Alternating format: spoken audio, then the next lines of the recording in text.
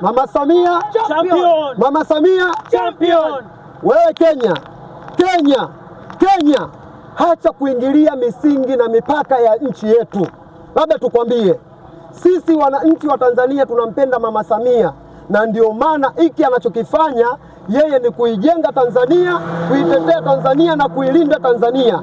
Sasa usione kwamba sisi wananchi labda tunakaa kimya kwa vile vitu ambavyo anavyovifanya, kwa sababu tunaona kabisa yuko kwenye misingi na katiba ya nchi.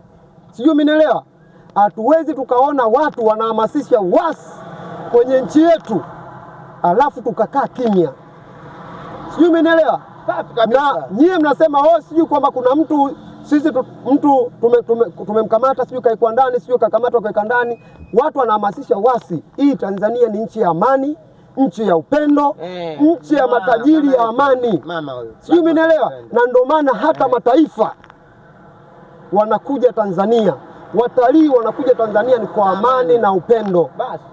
Sijui umenielewa? Sasa wewe Kenya, wananchi wa Kenya, mkijaribu kuingilia kwenye mipaka ya nchi yetu, mkijaribu kuingilia sheria za nchi yetu, linawakuta jambo.